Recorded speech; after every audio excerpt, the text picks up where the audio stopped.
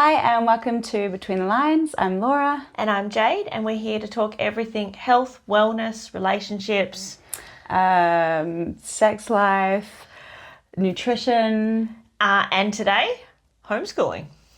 And its challenges. There's lots of them. Yeah. So, in case you haven't picked up from our previous podcast, both Laura and I homeschool our children. It just so happened that we fell into each other's lives. And it came out that we both homeschooled. We didn't meet through homeschooling. Yeah, it was meant to be. It was meant to be.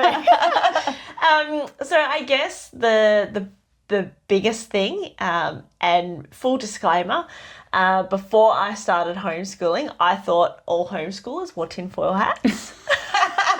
And that their children would turn out to be unsocialised little brats and weren't going to achieve anything in life. Boy, did my opinion change when homeschooling became a necessity for us. Yeah.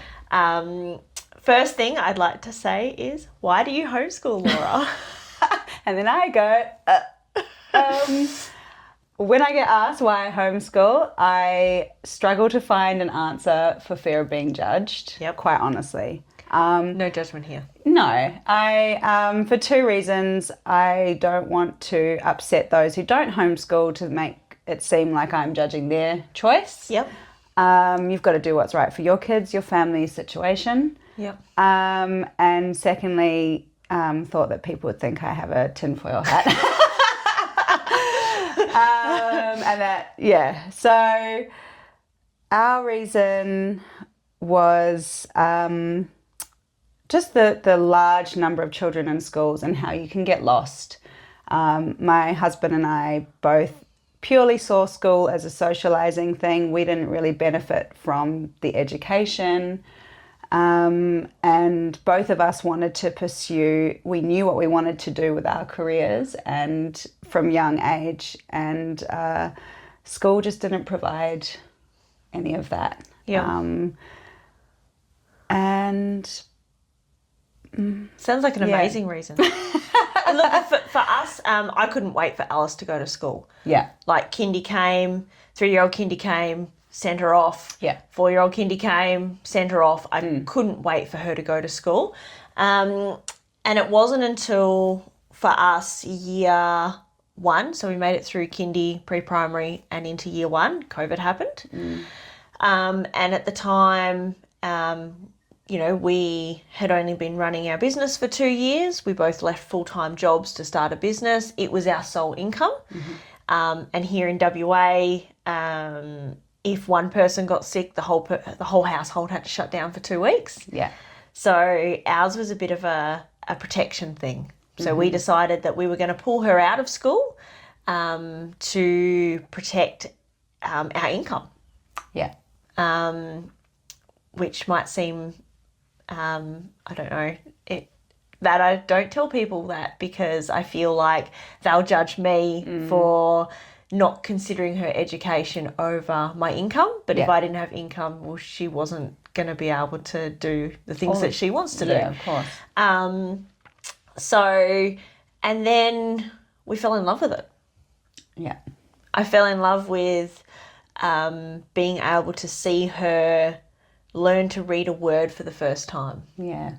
Or, you spent a month working on something and she'd finally get it. Yeah. And I went, if she was at school, I'd miss this.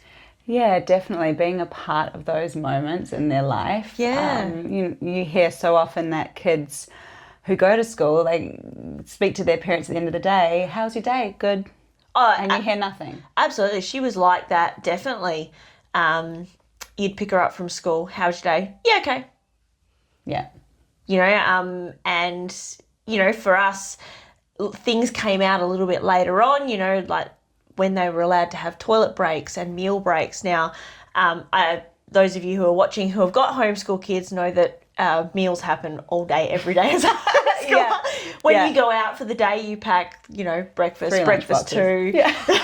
2, morning tea, lunch, lunch times 2. Yeah. It's just part of it. And she'd come home with lunch boxes overflowing with food because she had to choose between playing or eating. Yeah. And that's wild. Yeah, because, you had to, they couldn't play unless they've eaten, so she'd throw food out. And, this is pre-primary. But these are all things that came out after we left school. Yes. I don't judge anyone for their choices. As I said, I was one of those mums who thought, sending them to school was going to be the best thing ever for our family. Yeah. But it wasn't. And then it later turns out that she's got dyslexia as well. Mm-hmm. So we've been able to spend that extra time with her to overcome those challenges. Yeah. Yeah. With our second, he is fairly quiet and drawn in. So understanding his learning style meant that he can learn things a lot faster when he's given the one-on-one, which he absolutely would not get in a bigger school. Yeah. And that's when behavioural problems start to come out because they feel frustrated that they're not able to get it, and the teachers are at capacity, So I take my hat off to teachers. 30 kids in one class. Like some days it's hard teaching one kid. Yeah.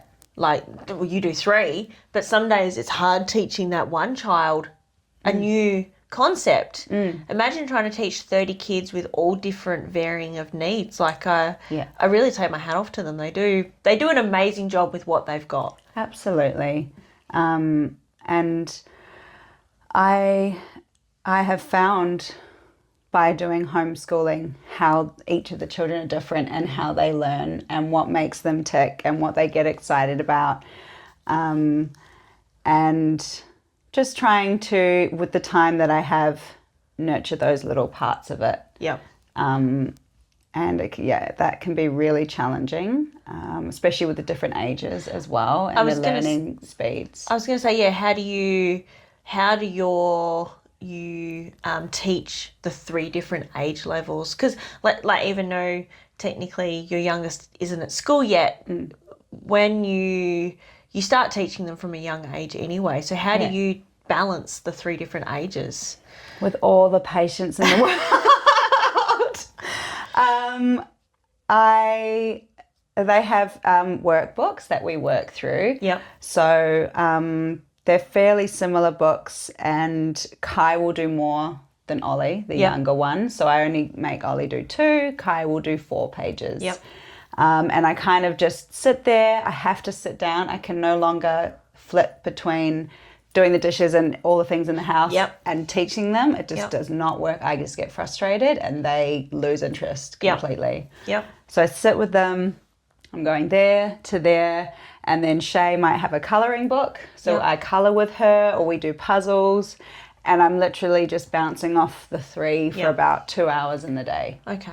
Oh, because I was going to ask you what your style was. Do you do workbooks? Do you do play? Do you do, there's so many different ways to homeschooling. Unschooling gets thrown around a lot. I was going to ask you what your style is. So you do workbooks? Yeah, we do the workbooks. That's what they enjoy because they're colourful. There's lots of different activities. And then we always go to a park or do something outside for the other part of the day. Yep. Yeah. Yeah, we're very eclectic in our style. So we do workbooks. Yeah. But we also do other things. So we do work a lot of life experiences. Like she comes to work with us every day. Yeah. So we often talk about, why budgets are important and customer service, and I guess creating that, turning her into that adult, thinking about that she's going to function as an adult, not just her schoolwork. She will be observing that completely, watching how you run everything and picking things up as you go along. The sooner she learns 0, the sooner I don't have to do that shit. And that's a really important tool, is understanding the value of money and how to budget and things that weren't taught to us. Yep. growing up, but are so important and are not brought into schools at all. I don't remember ever talking about money at school until year 9, I think. And we learnt how to write a check. Okay. And that was it. Yeah. But I only did that as like an extracurricular business model. But there was never talks of budgets. Oh, at ag school. So I was year 10 because my mum moved me from Perth to Esperance. I hated life. I went from loving school to hating school. Yeah. So I threw my arms up in the air and went, stuff this. Yeah. And I went to ag school because I could get away with things and not have to do anything. Yeah. But we did real world maths, which was, today we're going to fence a paddock. Yeah. You need to, this is the size of the paddock, you need to work out how much wire you need, how many fence posts you need, and then you need to call them and get a quote. And like, how much confidence does that build in someone to do these real life things, doing things around the home that are so important? Not that you need to learn that in school, but it's being a capable adult. But I think schools do need to do things like teaching kids. I know they pad out their curriculum, like we were talking about it the other week. So at the start of the year, I go through the curriculum and I sort of break it down into layman's terms. And like, she's doing things in year 5 that I don't ever remember doing until like year 7, year 8, year 9. Yeah. So they've thrown in so much into the curriculum that there's no space for the real world things. Yeah. But I think that's things that they lack. They lack that real world, calling someone up on the phone. Yeah. You know, as you talked about, yeah. Emailing someone and going, I need a quote for. Yes. Because these are all things that at some point in your life you are actually going to have to use. Yeah, absolutely. It's not having, we're living in this time of text messaging for everything. And it's that hiding behind the device, communicate. It comes back to communicating needs and having confidence that it's okay to ask for what you need. Yeah. One of the big things that I got when I first started homeschooling, and I still get it now, was, but what about socialization? Yeah. Your kids aren't going to be able to communicate with anyone. Yeah. Which for me, I suppose people highlighted quite often that we only have one child. Mm-hmm. You've got an only child, and they're never going to be able to go out into the workforce. How do you socialise? Sport. Yep. So Kai comes to your kids' class. Yep. They were doing gymnastics before that, and then we have a homeschool group. Yep. So we've talked about how important it is to find your tribe. Yep. And how hard it is to find your tribe. We'll touch on that in a minute. But they, since COVID, there has been some homeschooling groups that have started up, and they do education, crafts, play-based learning, and there's only 8 or so children in the group. So they do that once a week, and we've built amazing friendships through that for the kids and also for the parents. And then we have catch-ups through the week. We're doing a camp this year. So there are ways to socialise. Yeah. So for us, sport was a big one. Because we were homeschooling, we told her that she had to choose a sport. Once obviously all the COVID rubbish was over, she had to choose a sport. And we tried lots of things to find something that worked. Yeah. So we've been ice skating for 2.5 years. Mm-hmm. And we have built the most amazing friendships through that same group that we see every week. It's the same 5 kids that we've seen for the last couple of years, all varying ages. So I think the youngest is 7 and the oldest is 14. Yeah. But the hardest problem I found with homeschooling was so you could do something every day of the week, 10 times a day in terms of socialising. There is something for everyone. Yeah. But that doesn't necessarily mean that when you go to these things, you're going to connect with the parents. That is true. So that has been for me one of the challenging things is you rock up to these homeschooling events and there are so many different homeschoolers that are on different wavelengths. Yes. Yeah. And you know what? Everyone has the right to homeschool for their own reason. Mm-hmm. I also found being a working parent, connecting with other homeschool parents has been really hard. Yes. Because you don't share that common ground. They definitely don't understand that a catch up can't be at 10 o'clock on a Thursday for me. Yeah. Yeah. Exactly. Yeah. And it's just like finding friendships later on in life, being able to connect with people that share the same interests or have the same values of you has been really tricky for me. Yeah. I think I've found it on the other spectrum. So just recently, a friend who's not working has offered to have one of my children for the day, do some work with him, take them to an art class, and I'm able to work. So that's been really awesome. But really cool. That's quite a rare. She's a rare gem. So yeah, it's finding the people that, because it is so. What do I want to say? Like one-on-one, you do have to have similar values. Yeah, and it can be really isolating. It can be really isolating. You know, as you said, fear of judgment. It can be really isolating. It doesn't matter who you talk to, someone will have an opinion about homeschooling. Yeah. Whether it be, my cousin's kids were homeschooled and, they don't function, or, what about socialisation, or, that's not a good enough reason, or when are they going to go back to school? Oh, yeah, I get asked that all the time. and look, my answer is the same no matter who asks me. We take a term at a time.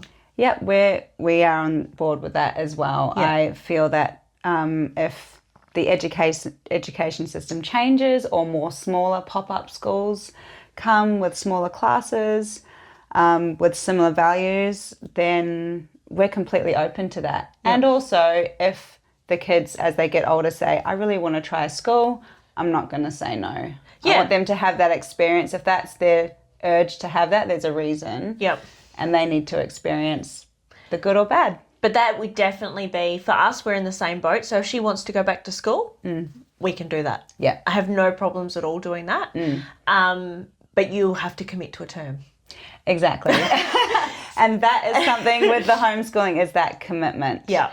Because it can be easy just to go, oh, you don't want to do that work today. Okay, let's just go to the playground. So, I don't want to do it either. I'm tired. So it's instilling the perseverance, the commitment to what we need to do, and that's where we get the challenging of homeschooling. Yeah. So at the moment, we're in a really good season. Oh, lucky you. And Alice is absolutely loving schooling. Cool. But 12 months ago was not the case. Yeah. 12 months ago, she fought me on everything. She hated everything we were learning. And I think a lot of that comes down to the fact that I'm mum. Yeah. Mum is teaching me. Mum is my teacher. Yeah. And there was so much pushback, and I hate this, and I can't do this. Mm-hmm. The tasks that she had done the day before. Yeah. And my eyes twitched, and I wanted to shake her and tell her to just do her bloody schoolwork. Yeah. I'm pretty sure I said more than once, do your schoolwork. Yeah. But it does go in seasons. Like parenting, like relationships, it all moves in seasons, and you will have a good season where they are down for everything. Yeah. And they want to learn, and they want to improve, and they want to do things. And you just got to make hay while the sun shines. Yeah. I think that was like the best advice you gave me when I came to you in tears going, I can't do this anymore. Yeah, and it's just while they want to learn, you feed it to them. Yeah. And I guess for us, we do a little bit every day. Yeah. So we don't take school holidays. We do schoolwork all through the year. We take a break at Christmas. Basically, if we're at work, because she comes to work with us, so every morning she gets up, comes to the gym with us, and then we go straight from the gym to the workshop, where her desk is set up in my office, and I have to ignore the mountains of mess and paper and little bits of hot glue on the floor and whatever. Yeah. But so as long as we're at work, she is homeschooling. She has to do schoolwork. Yeah. But what that also means is that if there is a particularly challenging time where I know she's overstimulated and she's overtired, she doesn't have to do everything. Yeah. So I give her, when she's going through one of those completely overstimulated times, I give her schoolwork I know she will do. Yeah. And that might seem like a cop-out, but I don't think so. while if all she's enjoying at the moment is maths, we will do maths. Yeah. And we will find other ways Yeah. to slot everything in. And I think that is the beauty of life, is the seasons. And you can't be on all the time. Nope. You know, and yeah, we're the same. If I can just tell by the way it's starting that there are tears, that there's crying, it's just not happening. It's completely overwhelming, right? Like the tears start and I can't do this and this is too hard. Yeah. And you're like, but you did it yesterday. Yeah. Yeah. We have books thrown across the room. By you or the kids? Definitely the kids. I am sitting there breathing. And I just call it at that point. Yep. And I just say, okay, not today. Yep. And I think as well, I am trying to get Mike to help me a bit more. So he's really taken charge of their reading, and they do all of their reading at nighttime before bed. That's awesome. Yeah, so it can be such a heavy burden when it's just you doing it. Yeah, that reading was a big challenge for us because of the dyslexia. Like I didn't know she had dyslexia until it was only just recently. So it's only probably been in the last 18 months. So for me, I was like, well, why can't you read? You know what these words are, but the minute I gave her a book, she couldn't string them together, even though she knows what all the words are. Yeah. But she couldn't string them together in a paragraph. And it used to frustrate the hell out of me. So reading's a big one. Yeah. That I had to step back and go, okay, well then you'll read when you're ready. Yeah. I'll keep teaching you the words. Yeah. But you'll read when you're ready. Yeah. And I think that is the beauty of it as well. It's that trying not to push when they're not going to take it in. Yeah. And I think each child has their own levels of what they can take in at certain moments and what they're developing as well, how they develop. Yeah. So honouring that, but also finding the balance of, well, no, we are going to do the maths today. Yeah. And you don't want to, but we're going to do a little bit of it. Yeah, and that's a big one for us as well. Okay, so you don't want to read, okay, but today we have to practice reading these words. Yeah. So we always found, and that has been the beauty of homeschool for us, is that depending on the season, I could choose things that she enjoyed to teach her the things that I needed to teach her. Yeah. So like word searches, she won't read, but I can give her a word search. That got us through a lot of the times, right? Yeah. She loved colouring in, so I gave her like those maths mosaics where 1 + 1 is pink. Yeah. Yeah. And so and some days we just brought it back a level. So like if she was in year 3 and she was just refusing to do year 3 maths, we'd do year 2 maths. Yeah. So we're still doing it. Yeah. But just to a lesser degree. Yeah. And you were telling me about playing Scrabble and things like that. So we've started bringing in Monopoly. Yep. And that's been a really good, helpful tool for Kai, who's very active. So just sitting there and writing for too long gets bored. Yeah. One of our favourite games is Horrible Deaths. I've not heard of that. Yeah. So what it is you draw a card and you have to read the death. Yeah. A stupid death, sorry. You have got to read the death, and the other person has got to tell you if it's true or false. Okay. So, but what it did was there's all these big words that I could never, ever get her to read. Now she's got to read it because I've got to guess whether or not she's telling me a lie. Yeah. All right? Or whether someone died by riding their horse into the ocean and drowning. Like this. Yeah. The boys will love that game. Another good one we play is Organ Attack. Okay. You could borrow that one. That one's a really fun game. But what it is what you're given organs and the ailments. You like pull cards and you've got to play ailments to kill your opponent's organs. And one of my favourite ones is a little gallbladder holding stones going, I made these. But that's a good one because it gives them that human biology, right? Yeah. You know, but sitting them down, getting them to read about human biology is a drag. Yeah. But, you know, having them kill each other's organs. Yeah. Like, this is not real life, guys. We cannot do this in real life. So I have to remind them that. But and that's a part of the homeschooling that I'm still trying to work through is finding the fun elements. I just feel like I am boring mum, making life hard, make us doing, you know, the boring things. So trying to find creativity when you're exhausted is tough. Yeah, and that takes us to one of the other things that we wanted to discuss today was seeking help before you give up. Yeah. And asking other homeschoolers what they do. Because sometimes there's little gold in them just talking to you. Yeah. You know, like Scrabble and, you know, seeking help and asking others who've been in the same situation. Because sometimes you do feel like, not sometimes, 95% of the time, if I'm being honest, you feel like you're not doing enough. Definitely. The number of times I've come to Jade and cried and being like, I am failing as a homeschooling parent. But I think that, honestly, and it was something that was said to me by our moderator, was that is a sign that I care enough to do the right thing by homeschooling. Yeah. To be able to feel like I'm not doing enough and to feel like I'm the worst homeschool mum ever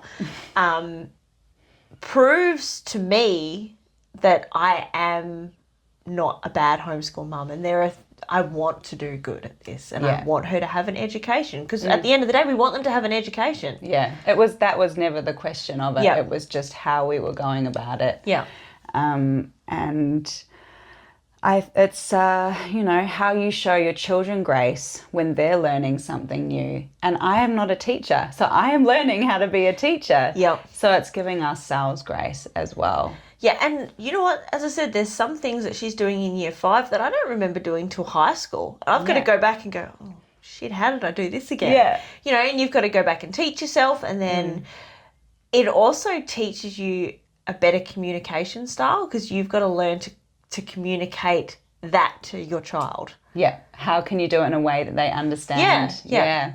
And I often find that we have sometimes completely different communication styles. Sometimes really good, sometimes not so much. Yeah. And Scott will come in and help me homeschooling and their communication style doesn't line up at all. Okay. So we do maths problems in completely different ways. And that's something that I had to learn to go, I don't care how you get the answer. Yeah. You've got to do what works for you. And that is a big area, and especially in maths. When I was going to school, if you only did it this way, it was incorrect. Yep. And maths was such a struggle for me, and I just could not get my brain to adjust to that way of learning. And I failed miserably. Yep. Yeah. Yeah. See, I was the perfectionist who did it that way, but I found as I got older, I don't do it that way. Yeah. It's horrible. I hate doing it that way. It's so clunky and slow.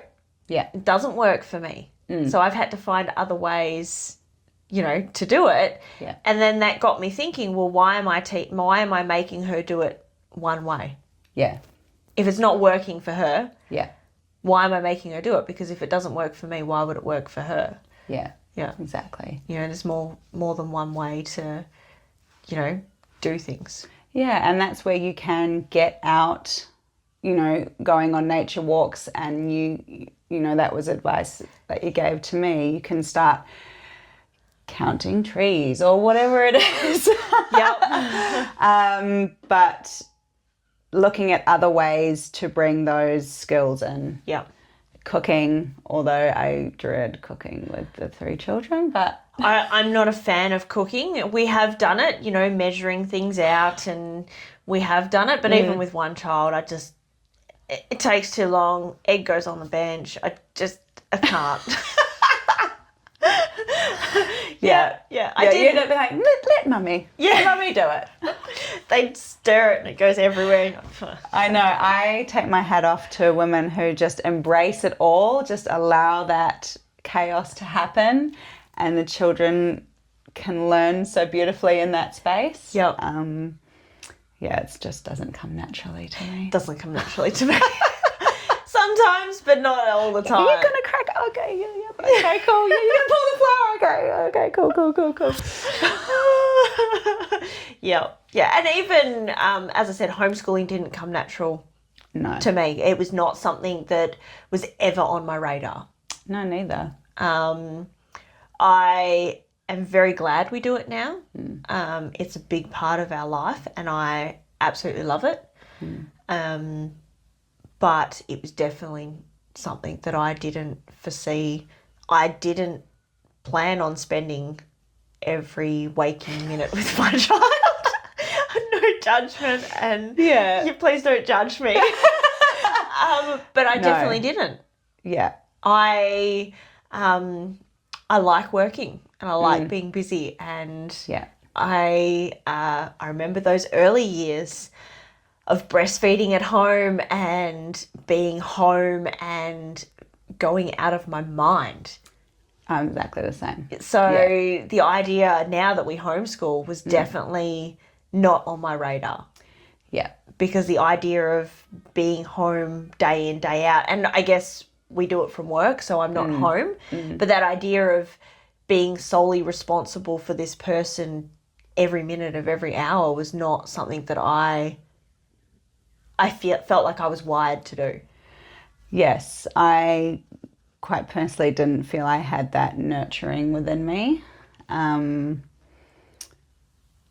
But I feel that I am fortunate to be able to have the patience for them to learn in a way that they can understand. In that area, I do have that patience. So if you're getting it wrong, if you're not quite getting it, it doesn't frustrate me at all. Okay.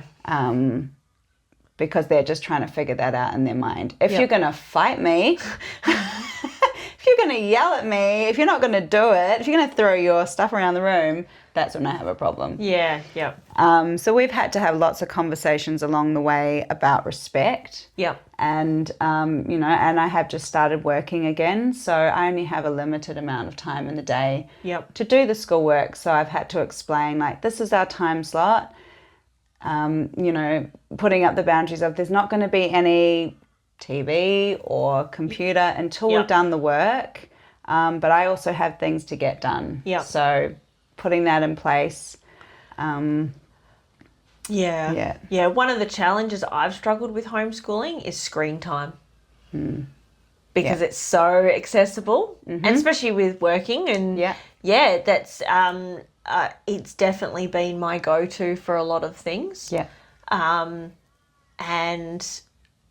But saying that, it has given her the opportunity to learn things that I wouldn't ever think possible either.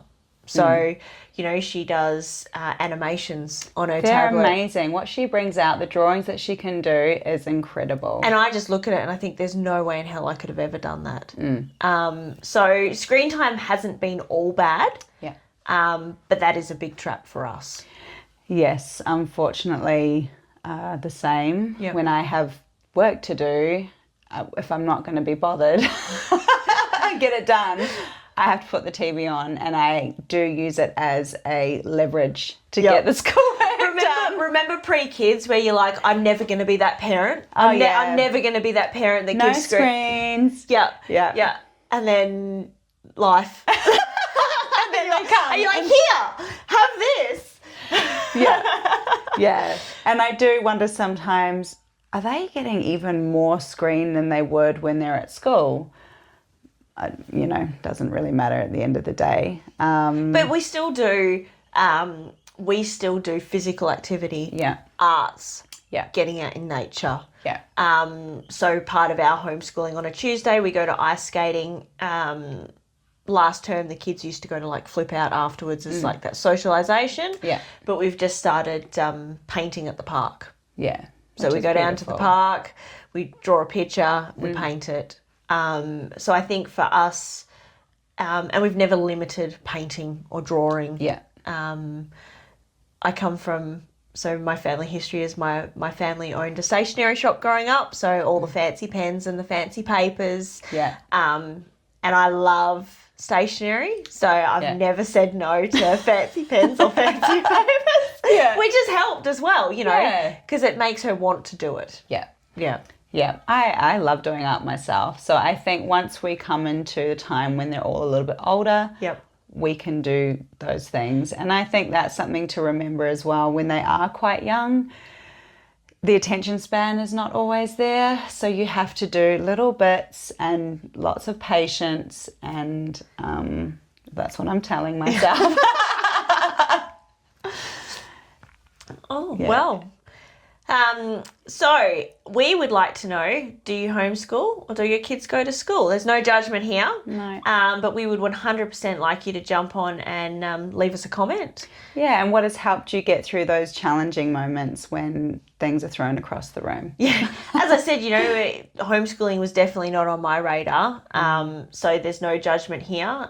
If you choose to send your kids to school, yay for you. Yeah. And if you choose to homeschool, yay for you as well. We just wanted to share our personal experiences so that you get to know us a little bit more. Yeah, and if it's something that you're considering, there's heaps of Facebook groups out there of homeschooling groups that get together, so you don't have to feel alone. It doesn't have to be so scary to get it started. Yeah. And even, a couple of years in, there's plenty of people out there, so you don't have to do it alone. Even reach out to us. We're more than happy to answer questions. No experts here, but more than happy to answer questions and guide you through. Yeah. All right. Could you please subscribe, like, or share? We would love to see more of you engaged. So head to our Facebook page as well and leave us a comment. Thanks so much, everyone.